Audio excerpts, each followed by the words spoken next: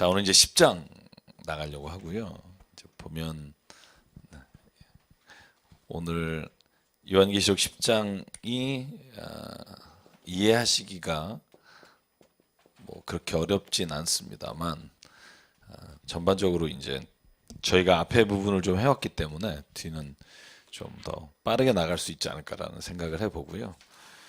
그래서 9장까지 저희가 지난주에 여섯 번째 천사가 여섯 번째 나팔을 불어서 어떤 일이 일어나는지에 대한 어떤 상징과 또 그 당시에 요한이 있었던 시대의 어떤 이야기를 같이 좀 나눴고요.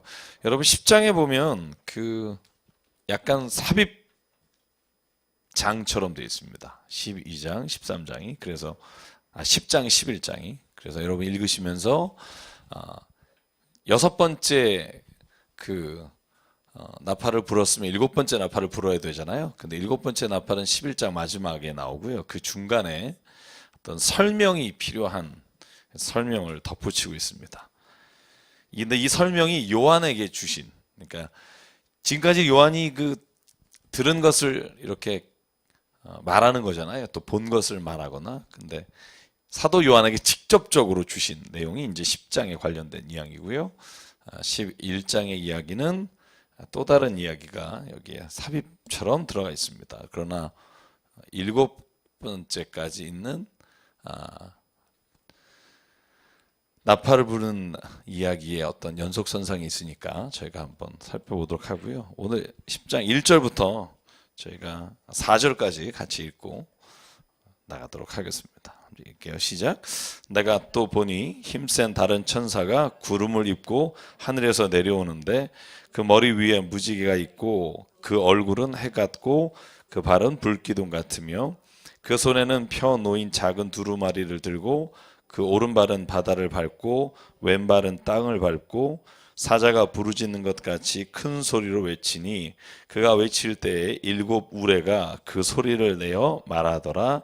일곱 우레가 말을 할 때 내가 기록하려고 하다가 곧 들으니 하늘에서 소리가 나서 말하기를 일곱 우레가 말한 것을 임봉하고 기록하지 말라 하더라. 아멘.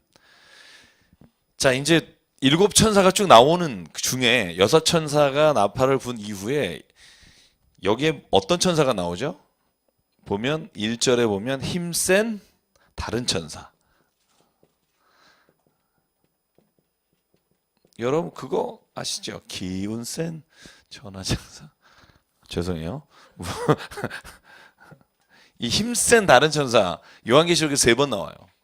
그러니까 5장 2절하고 18장에 3번 나와요. 그러니까 천사들이 쭉 나오잖아요. 뭐 나중에는 뭐 나팔을 불고 일곱 대접을 쏟아버리는 천사들이 나오는데, 근데 여기에는 힘센 다른 천사가 이 요한계시록의 전체에 3번이 나오면서 전체적인 흐름에 있어서 아주 중요한 역할을 할 때 나와요. 5장 2절에 보면 힘센 다른 천사가 어떤 질문을 던지냐 하면 여러분 기억 안 나실 거예요. 누가 이 인봉을 풀어서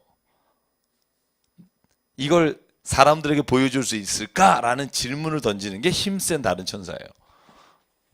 18장에 보면 바벨론이라고 불리우는 어떤 그 나라일 수도 있고 짐승일 수도 있고 여러 가지 표현이 있는데 그 바벨론이 멸망하게 되는 과정에 이 힘센 다른 천사가 나타나고요. 오늘은 힘센 다른 천사가 사도 요한에게 우레소리와 같은 것을 말해서 사도 요한이 듣고 그것을 적으려고 하는데 적지 마라. 적지 말라고 하는 이유가 있죠. 사도 요한은 하나님이 천사를 통해서 주신 말씀이니까 적으려고 하는데 적지 말라. 그렇게 말을 해요. 자, 여기서 보면 그 천사가 얼마나 어마무시하냐 하면 2절 보실래요? 1절 후반절부터 볼까요? 머리 위에는 뭐가 있어요? 무지개가 있어요.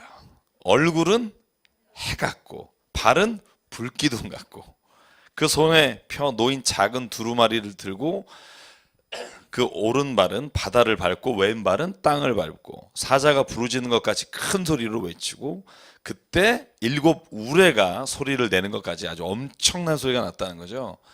자, 이제 이런 건 여러분 상징과 은유잖아요. 그죠? 이걸 우리가 풀어서 보면 지금 이 천사가 하나님의 뜻을 말하는 아주 결정적인 천사이면서 동시에 권능을 가지고 있는 천사죠. 그러니까 이 천사는 나타날 때면 그 주변의 사탄이라든가 아니면 교회를 핍박하고 있는 모든 세력들을 능히 이길 수 있는 그런 권세를 가진 천사를 말할 때 다른 천사, 힘센 다른 천사라고 말하고 있고요. 이 천사가 오늘 특별히 그 손에 뭐가 놓여 있죠? 작은 두루마리라고 있어요. 여러분, 이 두루마리가 우리 앞에 읽었을 때 나오죠. 천사가 두루마리 앞뒤가 빽빽하게 써 있었다고 했죠. 그죠? 하나님이 마지막 때 하실 일에 대한 그 비블리온이라고 하는 헬라어고요. 요건 좀 비블리온이란 단어에 아주 작은이란 의미를 가지고 있는 단어예요. 그러나 동일한 의미라고 봐요. 똑같은 하나님의 어떤 인봉된 말씀을 이제 천사가 사도 요한에게 말한단 말이죠. 그런데 오늘 4절에 보면 뭐라고 되어 있어요? 일곱 의뢰가 말할 때 내가 기록하려고 하다가 하늘에서 뭐라고 그러냐면 이걸 기록하지 마라. 5절부터 제가 읽을게요. 내가 본 바 바다와 땅을 밟고 서 있는 천사가 하늘을 향하여 오른손을 들고 세세토록 살아계신 이곳 하늘과 그 가운데 있는 물건이며 땅과 그 가운데 있는 물건이며 바다와 그 가운데 있는 물건을 창조하신 이를 가리켜 맹세하여 이르되 지체하지 아니하리니. 그때 일곱째 천사가 소리 내는 날 그의 나팔을 불려고 할 때 하나님의 그의 종 선지자들에게 전하신 복음과 같이 하나님이 그 비밀이 이루어지리라 하더라.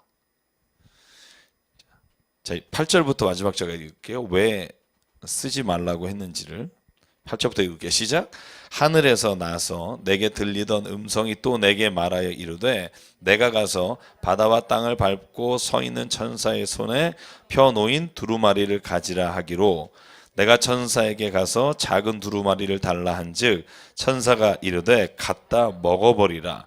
내 배에는 쓰나 내 입에는 꿀같이 달리라 하거늘 내가 천사의 손에서 작은 두루마리를 갖다 먹어버리니 내 입에는 꿀같이 다나 먹은 후에 내 배에서는 쓰게 되더라. 그가 내게 말하기를 내가 많은 백성과 나라와 방언과 임군에게 다시 예언하여 하리라 하더라. 아멘. 자, 왜 기록하고 쓰려고 할 때 쓰지 말라 그러죠?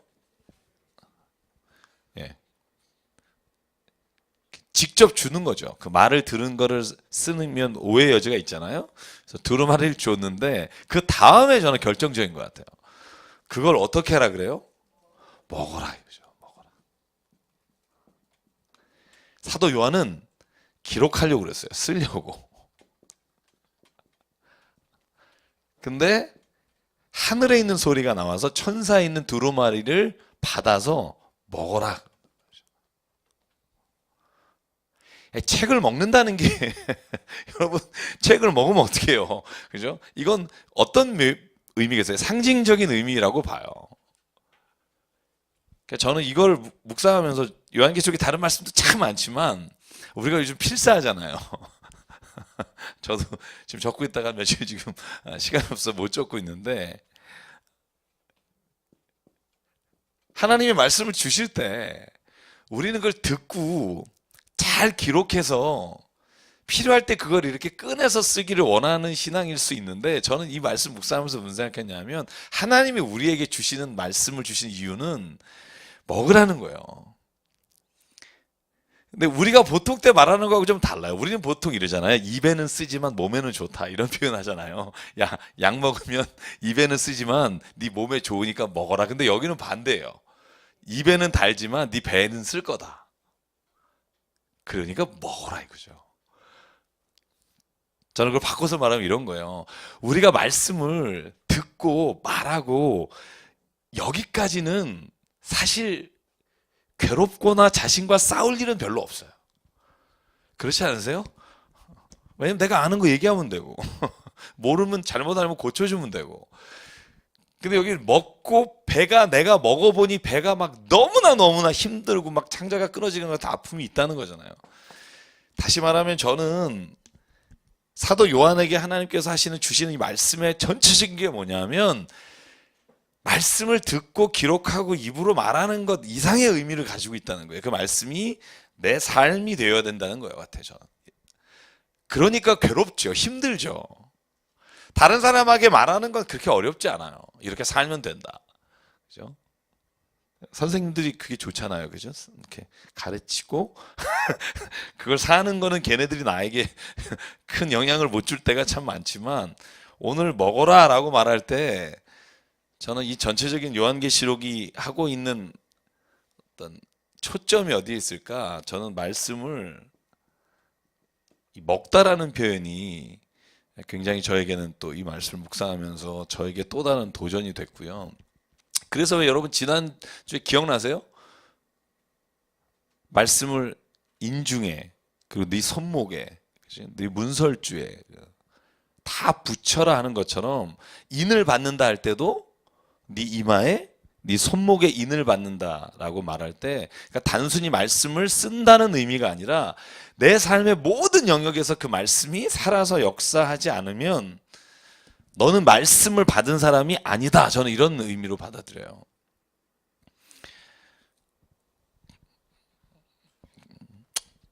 약간 겁나지 않으세요? 저는 약간 겁나는 말씀이다 이런 생각이 들어요. 그래서 저는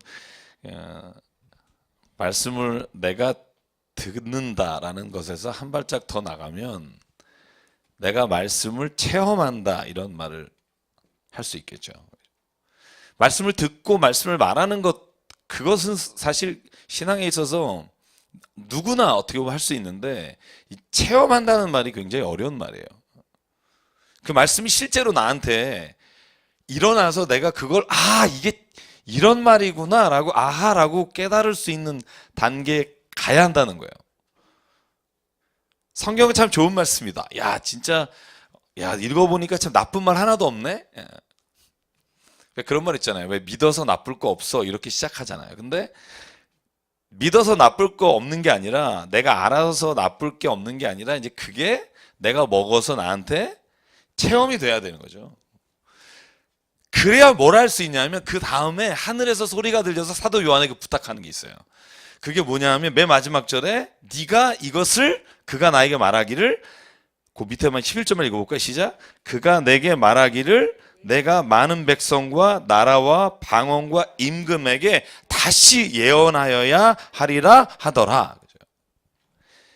그러니까 우리가 증인이 된다라고 말할 때 증인은요. 말씀을 그냥 들은 사람이 아니라는 거예요. 그 말씀을 먹고 체험해서 다시 그것을 사람들에게 내 간증으로 하는 게 저는 증인이라고 생각해요. 근데 이 단계가 이제 어려운 거죠. 어려움이 닥칠 때 성경은 이렇게 말하죠. 고난 중에 뭐하라? 기뻐하라. 세상에. 농담을 하셔도 고난 중에 어떻게 기뻐해요. 그죠? 이런 경험이 이게 말이 안 되잖아요. 그죠? 고난 중에 기뻐하라. 근데 이걸 말씀 가운데 체험한 사람은 말할 수 있어요. 고난 당해도 기뻐할 수 있어요. 이렇게 말할 수 있는 사람은 그 고난 중에 하나님이 내가 기뻐하는 체험을 하게 하셔서 그 고난이 더 이상 나의 삶을 영원히 피폐하게 하는 게 아니라 그 고난이 하나님이 오늘 나에게 주시는 어떤 선물의 단초가 될 수 있다라는 걸 볼 수 있게 하시는 게 체험이 되지 않으면 증이 될 수 없어요. 다시 내가 예언할 수가 없다는 거예요. 전 사도 요한이 그냥 말씀을 받아서 쓴 게 아니라 그래서 하늘의 것을 듣게 하시고 그 스스로가 그 말씀으로 괴로워하게 하시고 그 말씀을 들으면서 그 자신이 다시 이걸 증언하게 하시려고 두루마리를 먹어라. 그래서 여러분에게도 오늘 도전합니다. 여러분 하나님의 말씀을 먹으시길 바랍니다. 이렇게 질근질근 이렇게 보통 이런 거 있잖아요. 쭉 찢어서 이렇게 외우고 먹고 뭐 이런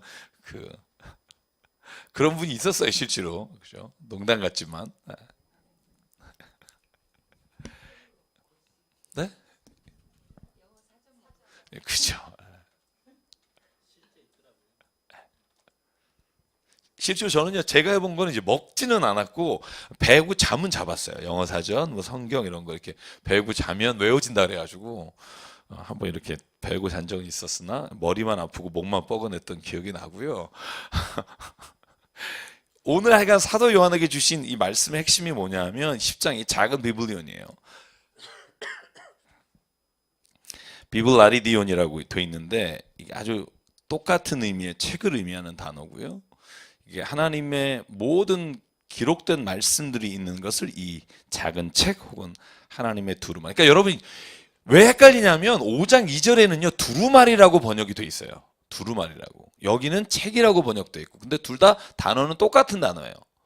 비블리온이란. 그러니까 오해의 여지가 좀 있죠. 성경을 읽다 보면 두루마리하고 책하고 어떻게 같지? 그런데 제가 헬라어 사전을 보면 헬라어 성경을 보면 동일한 단어예요. 비블리온, 비블라리디온. 이게 같은 책이란 뜻이에요. 그러니까 하나님의 말씀을 저희가 이제 이 성경 공부 여기까지 오다 보면 이제는 좀 내 삶에서 좀 배에서 좀 아주 힘들게 소화할 수 있는 그런 어떤 체험과 간증까지 있기를 간절히 바랍니다. 그래야 증언할 수 있어요, 사실.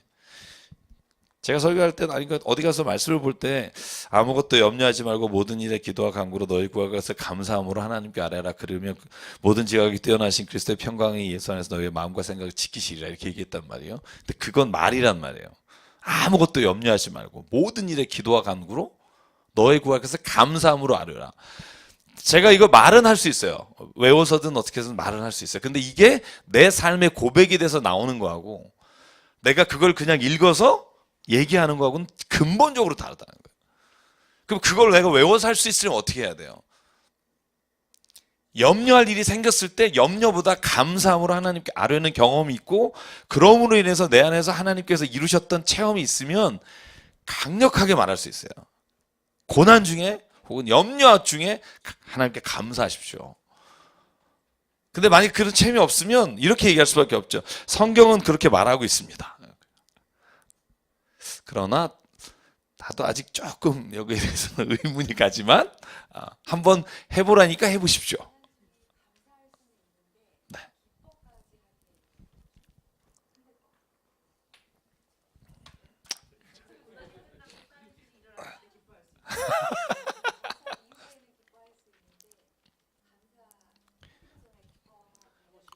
아니 좋은 말씀이에요. 그러니까 저도 그런 생각해요. 왜냐하면 막 고난이 막았는데 진짜 기뻐 막 이러면 약간 정신 나갔다고 생각이 들 수도 있고요.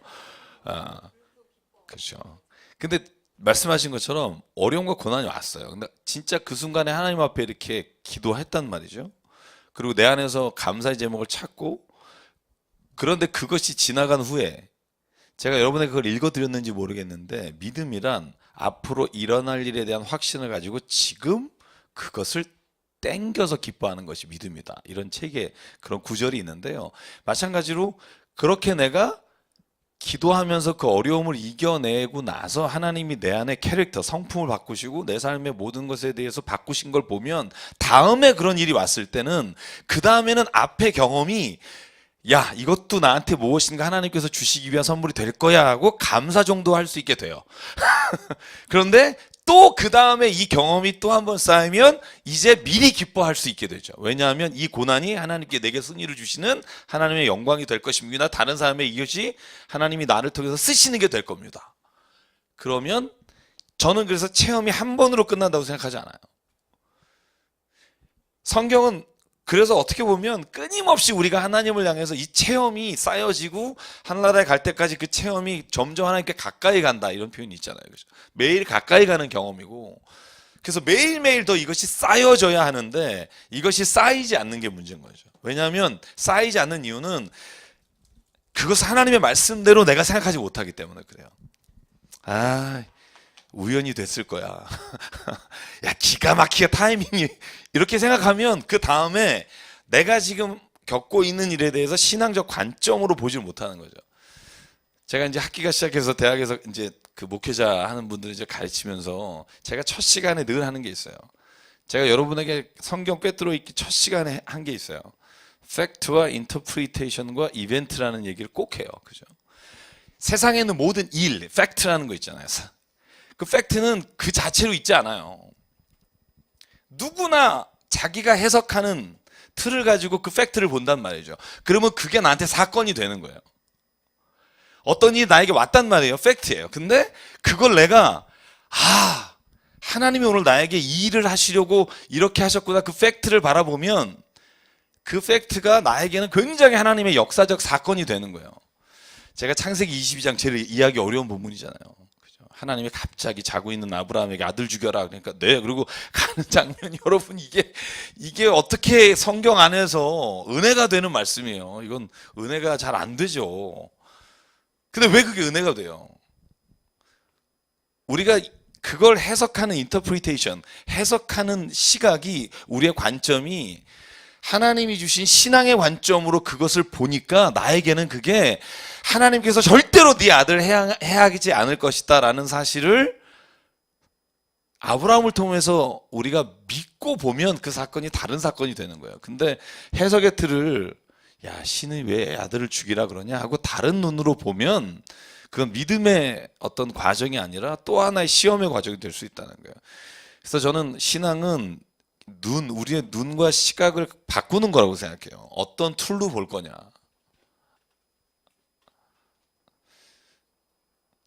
저희 누님이 좀 그런 게 강하세요. 우리 누님이 뭐냐면 저희 집이 약간 뭐 미신 이런 집은 아닙니다. 근데 만약에 뭘 하는데 어떤 일이 닥칠 수 있잖아요. 그럼 일이 닥치면 그걸 우리 누님은 좀 이걸 하나님이 주신 사인으로 보는 경우가 많아요. 그건 각자 다른 사람이 다 다르잖아요. 그러니까 예를 들면 뭐 이런 거죠. 일찍 나왔어요. 뭐 저 같은 경우에 일찍 나왔어요. 그래서 일찍 그 양쪽 장소로 가려고 그랬는데 계속 차가 꼬이고 거꾸로 타고 막 이래서 계속 뭔가가 이렇게 하루가 나빠. 그러면 이렇게 생각할 수 있죠. 아, 일진 더럽게 안 좋다. 그래서 모든 인터프리테이션, 해석의 과정을 일진 안 좋다로 보는 거죠. 그렇게 볼 수도 있어요. 사람이 누구나 그렇게 볼 수 있죠. 근데 만약에 그런 과정이 쭉 일어나면 저희 누님 같은 경우에는 이렇게 생각하는 경향이 강해요. 아, 내가 오늘 그 일을 위해서 내가 기도를 하고 나오지 않은 것 같다. 하나님이 이걸 위해서 기도하라고 말씀하시는 것 같다. 아, 내가 오늘 이 일을 해나갈 때 있어서 실수가 없게 하시려고 하는 것 같다. 그러니까 이 모든 과정 가운데 여러분 어떤 툴로 내가 그 팩트를 보느냐에 따라 이벤트, 사건은 다르게 와닿는 거예요. 오늘 재수 더럽게 없는 날이니까 집에 들어가자. 이렇게 결론이 나올 수 있고, 아, 내가 오늘 이런 과정을 통해서 하나님 앞에 이렇게 해서, 아, 이 결론이 하나님이 나를 오늘도 이렇게 이끌어 가시려고 했구나라고 스스로에게 하나님께서 주시는 약속의 어떤 상황 가운데 이끌어 가시는 걸로 볼 수 있다는 거예요. 그래서 그게 바뀌어가는 과정이 난 신앙의 성숙의 과정이라고 생각하는 경우가 많아요. 그러면 빨리빨리 캐치하게 되고 빨리빨리 돌아서게 되고 조금 더 빨리 하나님 뜻이 잘못된 것에 대해서 민감하게 될 수 있다고 생각해요.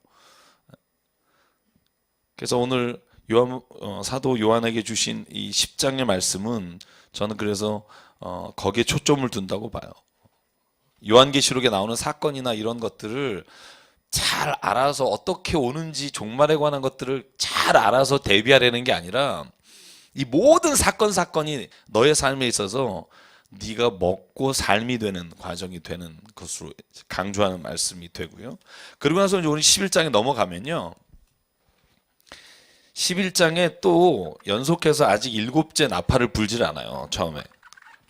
자, 7째 나팔 불기 전에 이 11장의 초반에 사건 하나가, 이야기 하나가 추가됩니다. 그 이야기가 두 증인이란 이야기인데요. 이 본문의 말씀 같이 한번 읽을게요.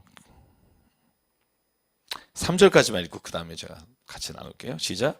또 내게 지팡이 같은 갈대를 주며 말하기를 일어나서 하나님의 성전과 제단과 그 안에서 경배하는 자들을 측량하되 성전 바깥 마당은 측량하지 말고 그냥 두라. 이것은 이방인에게 주었은즉 그들이 거룩한 성을 42달 동안 짓밟으리라. 내가 나의 두 증인에게 권세를 주리니 그들이 굵은 베옷을 입고 1260일을 예언하리라. 아멘. 자, 보실래요? 또 하늘에서 소리가 있어서 말하기를 내가 너한테 지팡이 같은 갈대를 줄 텐데 이걸로 성전을 측량하라는 거예요. 성전. 여러분 에스겔서를 보면 3장 4장에 똑같은 패턴이 나와요. 3장에 또 하나님의 말씀을 주고 4장에 성전을 측량하는 장면이 나와요. 그러니까 하나님이 예언자 혹은 그 묵시록의 환상을 보여주시고 나서 성령을 측량하는 장면이, 성전을 측량하는 장면이 왜 나오냐 하면 하나님께서 성전을 귀하게 여기실 뿐 아니라 성전과 그 바깥에 있는 뜰 혹은 바깥에 있는 마당, 이방인의 뜰이라고도 부르는데 여기는 이방인들이 짓밟은 땅, 성전과 성전 아닌 것들을 구분하는 단락들이 나온단 말이죠. 성전이 뭐냐? 에스겔 또 다니엘서 8장에 보면 이 성전에 관한 말씀들이 6장부터 쭉 나오는데요. 공통적으로 정말 첫 번째는 예루살렘 성전이죠. 그죠? 예루살렘 성전이겠죠. 성전이에요.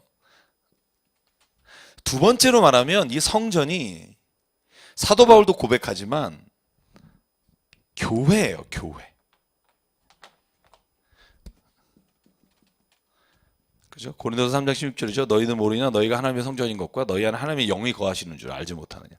그러니까 초대교회 당시에도 성전의 개념이 너희 자신이며 동시에 교회라는 개념이 있었고요. 이 성전이 다니엘서나 에스겔서나 왜 사도 요한이 있었던 시대에 성전의 측량 이야기가 나오냐 하면 그 당시에 완전히 무너진 성전 때였기 때문에 그래요. 그러니까 에스겔이 그 환상을 통해서 예언하던 때가 언제냐면 예루살렘 성전이 이제 완전히 멸망해서 예루살렘 성전 자체가 없어졌던 BC 586년경의 이야기란 말이죠. 그러니까 성전을 짓밟으러 온 이방인들이 있죠. 그 당시엔 누구였어요? 바벨론이었죠. 바벨로니아라고 하는 나라가 와서 완전히 뭉갰고 그 다음에 AD 70년 그러니까 사도 요한이 복음을 전하고 있던 소아시아에 있었던지 아니면 예루살렘 근처에 있었을 때 티투스 장군이 와서 로마의 군대가 예루살렘 성전을 완전히 무너뜨린 그죠? 그게 지금의 모습이잖아요. 그죠? 지금의 통곡의 벽만 남아있고 모두가 헐어진 그러니까 로마라고 하는 나라가 또 예루살렘 성전을 완전히 멸망시킨 그래서 이방인들이 짓밟는다는 말은 뭐냐 하면 바벨론 시대에도 그랬고 로마 시대에도 그랬고 에스겔서나 지금 요한계시록이 쓰고 있는 상황에 예루살렘 성전이 완전히 몰살당하고 다 무너지고 그 성전을 이방인들이 와서 짓밟고 있는 이 시대적 상황을 그려놔야 돼요. 우리가 시키는 거예요. 그러면서 성전을 측량해서 그 성전 안에서 하나님의 택한 사람들을 측량을 하는 거예요. 그리고 그 이방인의 땅은 더럽혔던 사람들을 하나님께서 심판하실 것이다. 쉽게 말하면 지금 로마 사람이겠죠. 로마 황제. 여러분 로마 황제에 의해서 짓밟힌 이 성전을 하나님께서는 다시 회복시킬 거다. 저는 그래서 오늘 이제 두 증인 이야기가 나와요. 이 두 증인이 이단이 또 가장 좋아하는 본문 중에 하나예요. 두 증인. 두 감람나무와 두 촛대. 이거 아주 좋아하죠. 지가 감람나무 뭐 이렇게. 그죠? 제가 오늘 또 이단 책 몇 개 읽으면서 아주 그냥 실수를 금하지 못했어요. 남편과 부인이 같이 교주인 데가 있어요. 남편은 돌아가셨고 부인이 요즘 하고 있는 하나님의 교회라는 이단이 있는데 그 장모시기 여사인데요. 그 여사가 하나님이신 이유를 쭉 설명해 놓은 책을 봤어요. 근데 이 감람나무 이야기 뭐 성경을 제대로 안 보면 그렇다는 거죠. 읽으면서 얼마나 웃었는지 몰라요. 진짜 성경 이걸 또 믿고 지금 우리나라에 한 3, 40만 명이 거기에 지금 빠져 있거든요. 3, 40만 명. 여러분 3, 40만 명이 무시할 숫자가 아닙니다. 여러분 신림동이나 가는 데마다 하나님의 교회라고 크게 지은 건물들이요. 고척동에도 있고요. 얼마나 많은지 몰라요. 그게 부부를 하나님으로 섬기는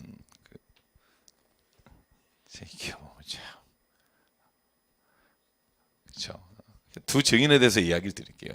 여기 두 증인이라는 말이 나와요. 한번 보실래요? 이제 3절에 우리가 읽은 본문에 보면 내가 나의 두 증인에게 권세를 주겠다는 거죠. 이 권세가 뭐냐 하면 그들이 굵은 베옷을 입고 1260일을 예언하는데 이 두 증인은 그러니까 성전을 더럽힌 이방인들과 싸워서 다시 되찾는 증인들이에요. 그러면 누굴 것 같아요? 그냥 상상해 보세요. 누구죠? 누굴 것 같아요? 누가 그 땅을 다시 이렇게 성전을 회복하겠어요? 하나님의 교회를 회복하겠어요? 교인이겠죠. 근데 저희가 교인을 역시 교회라고 보죠. 그죠? 교회는 빌딩이 아니니까. 교회는 곧 교회예요. 근데 두 증인이라 그랬단 말이죠. 그 다음에 4절에 보면 이렇게 나와요. 그 증인은 곧 두 감람나무와 촛대니. 그죠? 주 앞에 서 있는 두 감람나무와 두 촛대다. 이렇게 나와 있어요. 그리고 5절, 6절, 8절까지 5, 6, 7, 8까지 한번 읽고 제가 설명 이어갈게요. 시작. 만일 누구든지 그들을 해하고자 하면 그들의 입에서 불이 나와서 그들의 원수를 삼켜버릴 것이요 누구든지 그를 해하려고 하면 반드시 그와 같이 죽임을 당하리라. 그들이 권능을 가지고 하늘을 닫아 그 예언을 하는 날 동안 비가 오지 못하게 하고 또 권능을 가지고 물을 피로 변하게 하고 아무 때든지 원하는 대로 여러 가지 재앙을 땅을 치리로다. 그들이 그 증언을 마칠 때에 무적행으로부터 올라오는 짐승이 그들과 더불어 전쟁을 일으켜 그들을 이기고 그들을 죽일 터인즉 그들의 시체가 큰 성 길에 있으리니 그 성은 영적으로 하면 소돔이라고도 하고 애굽이라고도 하니 곧 그들이 주께서 십자가에 못 박히신 곳이라. 여기까지 읽죠.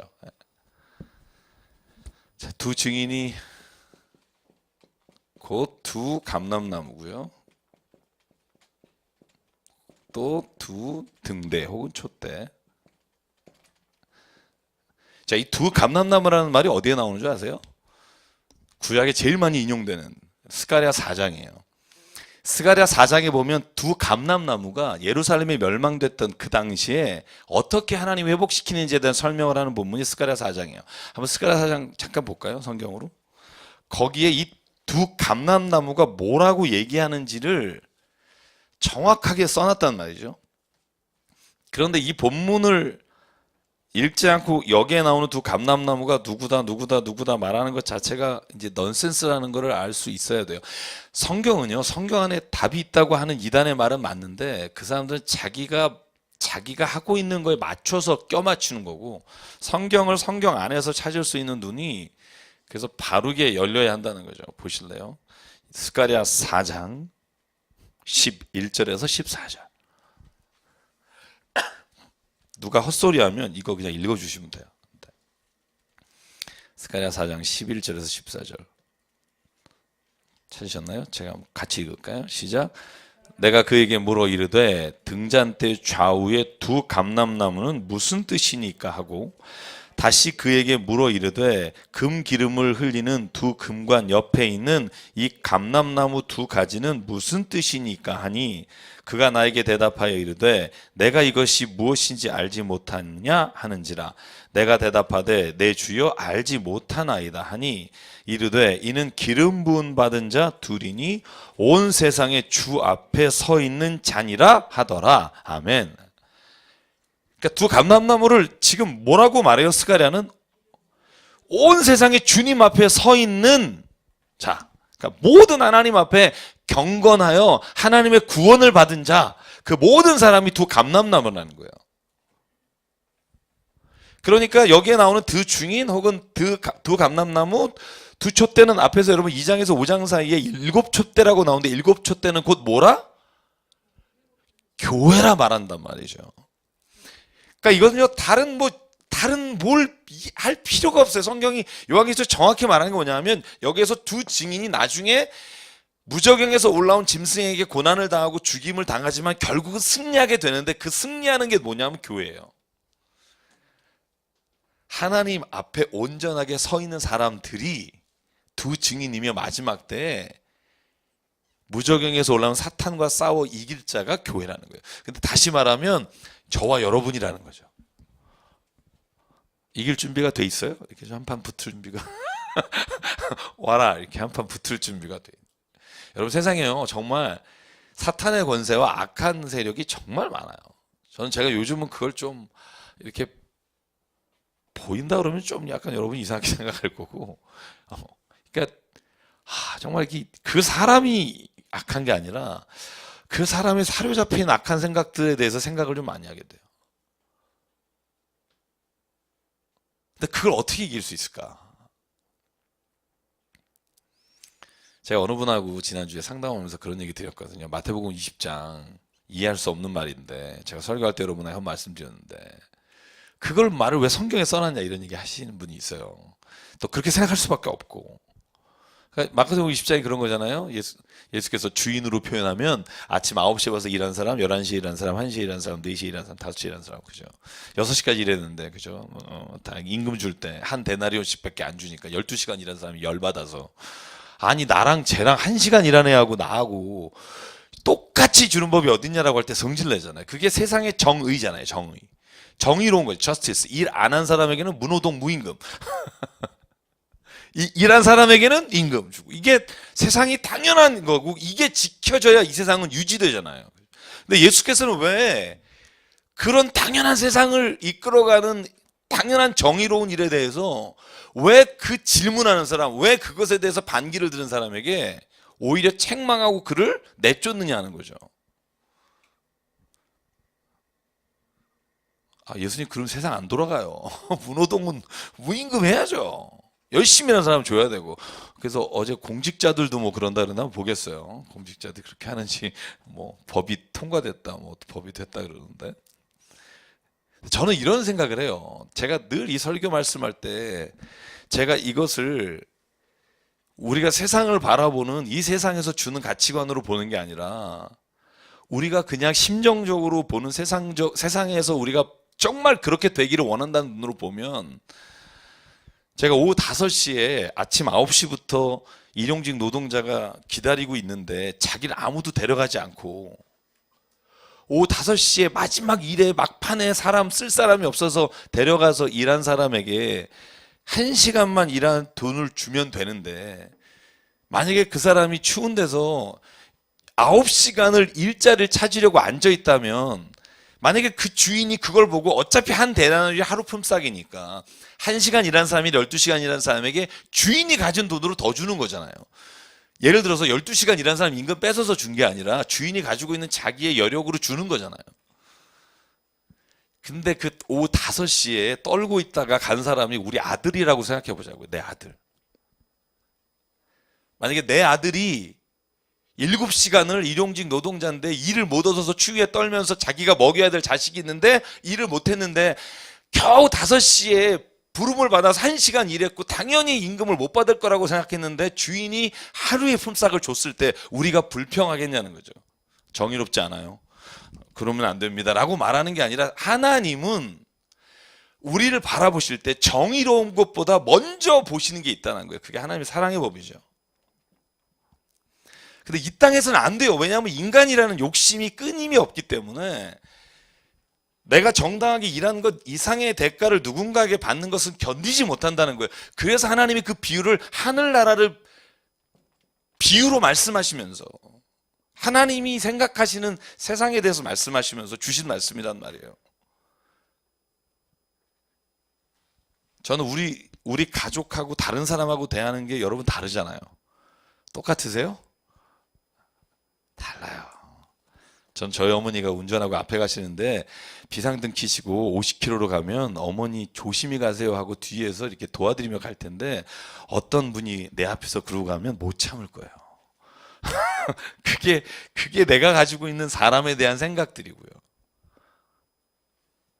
근데 하나님 뭐라고 말해요? 예수께서 뭐라고 말해요? 너희는 하나님의 자녀다.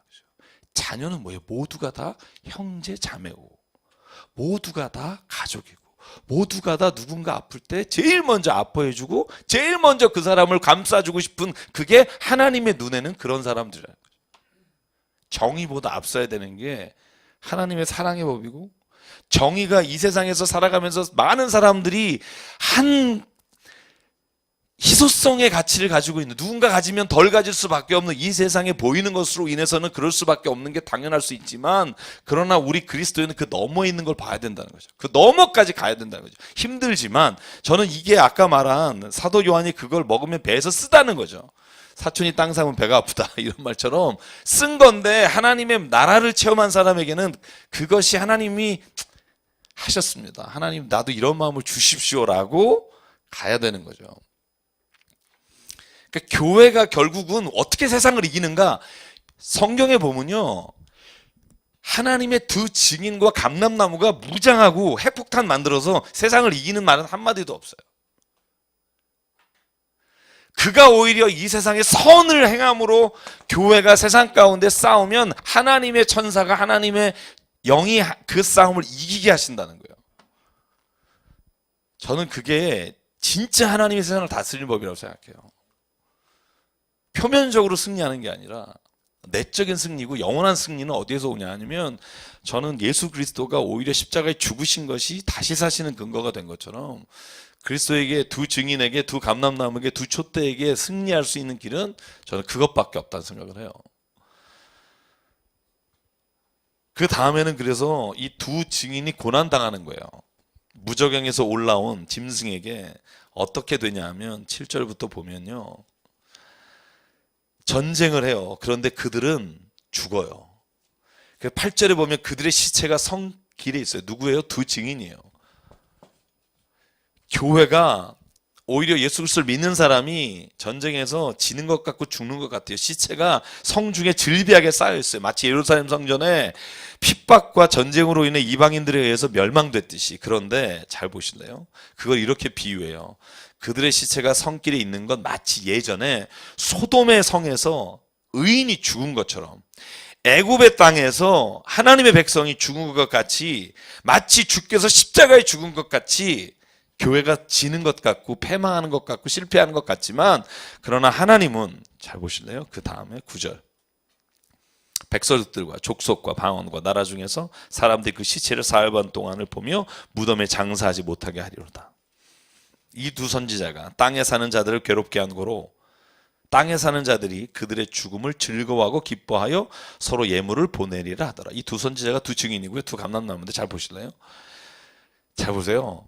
왜 무적행 혹은 이 집 밟는 사람들이 두 증인을 죽였다고 했어요? 왜 죽이죠? 악해서?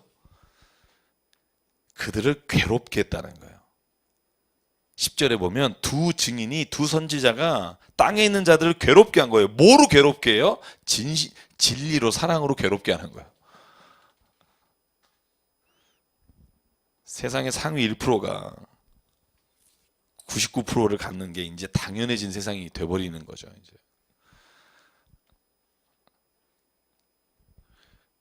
그러니까 그런 세상을 향해서 사실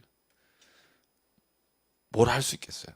다 노력해서 얻은 대가라고 하면 할 말 없지만 그렇게 하면 안 됩니다라고 말하면 기분 나쁘죠. 누가 그걸 기분 좋게 듣겠어요. 야, 쟤 좀 치워라. 저는 그게 오늘 여기 현상인 것 같아요. 10절에 보면 그들이 나쁜 일을 해서 괴로운 게 아니라 땅에 사는 자들을 괴롭게 한 거예요. 왜? 그들이 선하게 삶으로 인해 괴로운 거죠. 선을 행하라고 하니까 듣기 싫은 거죠. 그러므로 그들을 죽이는 거죠. 그런데 교회는 그걸 말해야 하죠. 왜냐하면 그것이 하나님께서 우리에게 외치게 하신 거니까. 이 세상의 물질적인 것이 세상의 축복이 곧 하나님을 잘 믿는 것하고 동일하지 않아요. 그러나 세상에서 고난당하고 여러분 먹지 못해도 죽는 300만의 아이들과 혹은 우리가 따는 세상에서 있는 악의 문제를 우리가 말하지 않는 것 자체는 죄죠. 말해야죠. 근데 그걸 말하면 싫어하는 사람이 분명히 있죠. 그러니까 그 말을 듣고 오늘 여기 성경에 나온 것처럼 그들이 돌이켜 회개하고 그것이 하나님이 내가 이렇게 살아야겠구나라고 깨닫는 기회가 될 수 있는데 안 하는 거죠. 왜냐하면 그들을 제거하면 내 마음이 편안해지니까. 그게 세상의 방법으로 자기의 괴로움을 해결하는 법이죠. 그런데 하나님의 방법으로 괴로움을 해결하는 건 내가 변하여 새 사람이 되는 거고. 해결 방법이 달라요. 나를 부끄럽게 하고 괴롭게 하는 사람을 제거해서 내가 편안하게 사는 것과 내가 만약에 옳지 않다면 내가 변화돼서 내 삶이 변화됨으로 인해서 새롭게 됨으로 해결하는 방법이 있는데 후자는 괴로워요. 후자는 나를 죽여야 되고 나를 낮춰야 되고 내가 가진 걸 포기해야 될 때가 있단 말이죠. 그러니까 사람들 그 길을 안 가려고 하죠. 사람들이라고 하니까 나는 아닌 것 같죠. 저도 그래요. 저도 그 길은 가고 싶지 않을 때가 참 많아요. 근데 계속 하나님 들려주시는 거죠. 괴로운 거죠. 그걸 하나님께로 듣는 사람이 있는 반면 그렇게 못 듣는 사람은 우리가 말을 해야 된다는 거예요. 우리가 말하지 않으면 돌들을 쳐서라도 하나님은 말한다니까요. 하나님의 선한 나라와 하나님의 뜻을 위해 이렇게 해야 된다라고 말하게 될 거다. 근데 그러면 죽임을 당한다. 그런데 죽음으로 끝나지 않는다. 그들은 죽은 걸 보고 서로 기뻐하며 예물을 서로 주고받는 거지. 야, 죽었다. 그런데 11절 보시래. 같이 읽을까요? 11절 12절 시작. 3일 반 후에 하나님께로부터 생기가 그들 속에 들어가매 그들이 발로 일어서니 구경하는 자들이 크게 두려워하더라. 하늘로부터 큰 음성이 있어 이리로 올라오라 함을 그들이 듣고 구름을 타고 하늘로 올라가니 그들의 원수들도 구경하더라. 그러니까 이 3일 반이 예수께서 다시 부활하시기 전에 3일 만에 부활하셨다 하는 그런 표현으로 보는 것이 제일 좋다고 주석서들이 말하는데요. 어쨌든 하나님은 다시 살리신다는 거예요. 죽은 것 같지만 진리는 죽지 않는다는 거죠. 그래서 다시 살아났을 때는 오히려 그들이 떨게 된다는 거예요. 그들이 두려워할 거고. 왜냐하면 선을 보고 두려워하는 거죠. 이제는 이길 수 있다고 생각했는데 못 이기네? 그러므로 두려워하게 되는 거죠. 하늘로부터 큰 음성이 들려와서 이리로 올라오라 함을 그들이 듣고 구름을 타고 하늘로 올라가는 원수들도 구경하는데요. 13절 보면 그때 지진이 나서 3분의 1이 무너지고 지진에 죽은 사람이 7천 명이에요. 그 남은 자들이 두려워하여 영광을 하늘의 하나님께 돌리더라. 여러분 9장 20절에 보면 여섯 번째 나팔이 울렸을 때 그죠? 4분의 1이 죽잖아요. 그죠? 그때도 9장 20절 봐볼래요? 그때도 돌이키고 회개하지 않은 자가 있다 이렇게 써 있어요.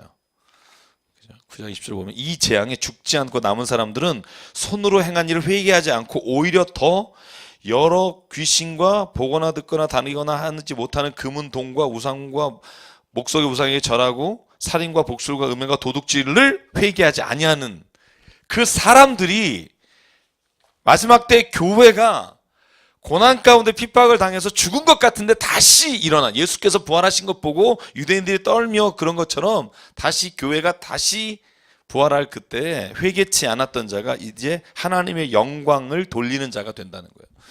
그러니까 우리가 얼마나 중요해요. 복음을 전하는 거 여러분 땅끝까지 복음이 전하면 예수님 오신다 해서 빨리 전하자. 그거보다 본질적으로 계시록에서 말하는 게 뭐냐면 교회가 많은 세상 사람들에게 그가 하나님의 말씀으로 살아가는 것 자체가 그들이 하나님께 영광을 돌리며 돌아오게 하는 계기가 될 수 있다는 거예요. 전 저희 교회가 그런 교회가 됐으면 좋겠습니다. 우리 교회가 그냥 그런 모습을 보고 진짜 이게 진짜 사는 거지. 야, 이게 진짜 인생이 사는 건데 내가 왜 이렇게 살았지? 그리고 돌이키는 사람이 있게 되는 거죠. 내가 왜 거기에 목숨을 걸었지? 그게 아무것도 아닌데. 그런데 오히려 교회 나와서 내가 너무 예수님만 믿었네? 이러면서 오히려 더 욕심 가운데 더 이렇게 살게 만드는 곳은 교회가 아니에요. 오히려 죽어야 되는 거죠. 그래서 저는 그런 표현들이 참 어려운 표현이지만 이제 나는 죽고 예수로 산다. 내 육신의 정욕은 욕심은 십자가에 못 박고 이제 그리스도와 함께 삽니다. 그게 곧 세상이 하나님께 돌아오게 하는 방법이라는 거죠. 우리가 막 말로 떠드는 게 아니라 부끄럽게 하는 거죠. 그들을 괴롭게 하는 거죠. 선함으로 인해. 사실 이렇게 말하면서도요. 힘들 때 많아요. 없으세요? 저만 힘들어요? 여러분들 이제 좀 도 같으셔서 안 힘드신가 본데.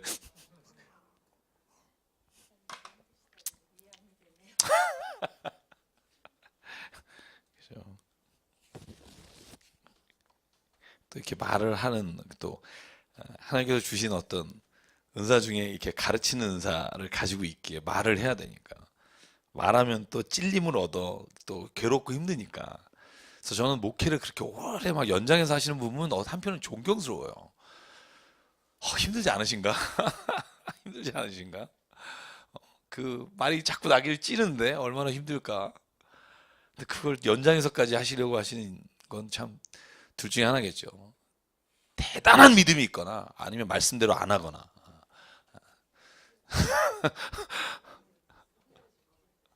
그렇죠. 무뎌지는 거죠. 설교는 하지만 그 설교가 자기한테 찔리면 안 되는, 제 얘기하는 거예요. 그래서 14절에 말합니다. 둘째 화는 지나갔으니. 둘째 화는 뭐죠? 첫 번째 화는 이제 황충에 관한 거겠고, 둘째는 위에 나온 거겠죠. 셋째가 이제 올 겁니다.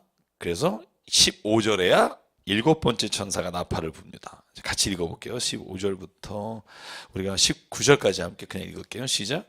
일곱째 천사가 나팔을 불매 하늘에 큰 음성들이 나서 이르되 세상 나라가 우리 주와 그의 그리스도의 나라가 되어 그가 세세토록 왕노로 다시리로다 하니 하나님 앞에서 자기 보좌에 앉아있던 24장로가 엎드려 얼굴을 땅에 대고 하나님께 경배하여 이르되 감사하옵나니 옛적에도 계셨고 지금도 계신 주 하나님 곧 전능하신 이 친히 큰 권능을 잡으시고 왕노릇 하시도다. 이방들이 분노하며 주의 진노가 내려 죽은 자를 심판하시며 종선지자들과 성도들과 또 작은 자든지 큰 자든지 주의 이름을 경외하는 자들에게 상 주시며 또 땅을 망하게 하는 자들을 멸망시키실 때로소이다 하더라. 이에 하늘에 있는 하나님의 성전이 열리니 성전 안에 하나님의 언약궤가 보이며 또 번개와 음성들과 우레와 지진과 큰 우박이 있더라. 아멘. 그러니까 이제 여섯 번째 나팔이 불 때 이제 승리하는 거죠. 하나님 앞에 영광 돌리며 선으로 악을 이긴 것에 대해 하나님께서 상을 주신다. 이 상은 하나님이 주시는 상이기에 우리가 측량하기 어렵지만 저는 가장 좋으신 것으로 주시지 않겠느냐 이렇게 믿습니다. 그게 돈은 아닐 거고요. 황금이나 이런 것도 아닐 거고요. 우리에게 리워드예요. 사실 이 상이라는 말이요. 하나님께서 거기에 응답하고 보상해 주신다는 개념이 어떤 뭐 이렇게 보물을 주신다 이런 개념이 아니라 하나님이 뭔가 거기에 대가를 주신다는 의미죠. 그러니까 그 무엇인가를 하나님께서 주시는데 저는 가장 큰 대가는 이 세상에서 받는 게 저는 평안이라고 생각해요. 평안을 주신다. 내 평생에 가는 길 늘 순탄하고 잔잔한 강 같든지. 여러분 그러지 않아도 내 영혼 편안해. 내 영혼 편안해. 저는 그 찬양이 사실 참 고백하기 어렵지만 하나님께서 주신 가장 큰 보상, 하나님께서 주시는 가장 큰 거, 하나님을 믿기에 우리 안에서 이미 세상의 모든 것들에 대해서 승리한 이 느낌, 이 기쁨. 저는 이미 우리에게 주셨다고 생각해요. 아멘이시죠? 네? 이미 그 누리며 사시면 됩니다. 누리며 사시면 됩니다. 그게 어려울 때는 어떻게 해야 되느냐? 사실 내 안에 지금 싸우고 있는 거예요. 하나님의 것과 내가 생각하는 자존심, 내가 생각하는 세상에서 잘나 보이는 것, 세상에서 뭐 얻을 거, 이거 늘 싸우고 있는 거죠. 그럼 이 싸움에서 누가 이기느냐? 여러분 내가 그냥 그 싸움을 관망하면 져요. 100% 져요. 왜냐하면 내가 나를 이길 힘이 내 안에 없기 때문에. 그래서 그 싸움이 시작됐을 때는 어디로 가야 하냐면 사도 바울의 고백처럼 성령의 법 안에, 성령께서 인도하시는 법 안에 내가 들어가야 그 싸움에서 이길 수 있다는 거예요. 근데 우리는 그걸 방법을 잘 모를 때가 있고요. 하나님께로 가는 거죠. 도망가는 거죠. 그게 뭐 어디 산에 숨으라는 게 아니고요. 하나님이 내 안에 지배하시고 내 안에 역사하시기를 간구하는 마음이 있으면 하나님은 반드시 함께 하시는 거예요. 근데 우리가 그 마음을 원하지 않아요. 그러니까 하나님이 내 안에서 역사하고 싶어도 못한다는 거예요. 계시록 3장 20절의 말씀처럼 문 밖에서 두드리시나 내가 열질 않는 거예요. 왜? 열면 내가 뺏길 것 같거든. 제가 어머니 기도회하면서 참 이런 얘기 많이 들어요. 목사님 저는요. 저는 좀 아직은 그런 모임에 나가고 싶지 않아요. 왜요? 그러면 저는 들어가면 되게 빠질 것 같아요. 두려워요. 기도하러 가면 기도에 빠질 것 같고 막 두렵대요. 그러니까 신앙생활에 너무 내가 이렇게 들어가면 오히려 내가 세상에서 이렇게 사는데 이렇게 좀 못 살 것 같은 생각이 드는지. 근데 사실 그렇지 않거든요. 두 발을 담그면 더 편하다는 거예요. 왜냐면 내가 믿는 분에게 내 삶의 모든 걸 의뢰하는 게 제일 편한 거지. 한 발을 담고 내가 막 하려고 할 때 더 힘들다는 거예요. 그래서 하늘의 지혜를 얻으려면 저는 일단 양발을 담궈야 된다고 생각해요. 양발을 다 그냥 하나님께 모든 걸 의탁하는 거죠. 그래서 여러분 예수께서 쓰신 말씀 중에 그런 것처럼 이 멍에를 같이 매는 거예요. 주님의 멍에를 같이 매잖아요. 그러면 뭐가 좋으냐면 멍에를 맨다는 건 일단 내가 코 꼈다는 말이잖아요. 멍에를 맸다는 게 코 꼈다는 말이에요. 우리가 그냥 쓰는 말이에요. 아, 코 꼈다. 근데 멍에를 매면 좋은 게 뭐냐면 그냥 하나님 예수께서 그냥 가시면 그 길을 따라갈 수밖에 없는 거예요. 왜냐하면 이미 멍에가 코 꼈으니까. 내가 다른 길로 가면 서로 찢어지고 그 안에서 분란이 일어나니까 내가 설령 지금 못 가. 계속 내가 알면서 그 길을 안 간다고 생각하더라도 그냥 멍에는 같이 매면 나를 괴롭게 하심으로 나를 선한 길로 이끌어 가신단 말이에요. 근데 내가 어차피 그거 힘들어. 그리고 멍에를 안 매면 나는 나대로 가면서 계속 나는 사도 바울의 고백처럼 뒷발 채면서 나 스스로 괴롭히며 가는 거예요. 왜냐하면 하나님 만났기 때문에. 하나님 만나지 않았으면 아예 뒷발질을 채지도 않아요. 이게 죄인지도 모르기 때문에 어쨌든 악을 없애버리려면 다른 사람을 없애면 내가 편안해지는데 복음이 들어가고 말씀이 들어온 이상은 그게 안 된단 말이에요. 더 괴롭다는 거예요. 양발을 담그라는 거죠. 자, 보시죠. 12장에 보면 하늘에 큰 이적이 보이는데 해를 옷 입은 한 여자가 있는데 그 발 아래에는 달이 있고 그 머리에는 12별의 관을 썼더라. 이 여자가 아이를 베어 해산하게 되었음에 어려서 애를 쓰며 부르짖더라. 아파서 애를 쓰며 부르짖더라. 하늘에 또 다른 이적이 보이니 보라, 한 큰 붉은 용이 있어 머리가 7이요 뿔이 10이라. 그 여러 머리에 7 왕관이 있는데. 자, 4절 5절만 읽을게요. 시작. 그 꼬리가 하늘의 3분의 1을 끌어다가 땅에 던지더라. 용이 해산하려는 여자 앞에서 그가 해산하면 그 아이를 삼키고자 하더니 여자가 아들을 낳으더니 이는 장차 철창으로 만국을 다스릴 남자라. 그 아이를 하나님 앞과 그 보좌 앞으로 올려가더라. 자, 여기서 한 여자가 나오고요. 그리고 그 밑에 큰 붉은 용이 나와요. 그죠?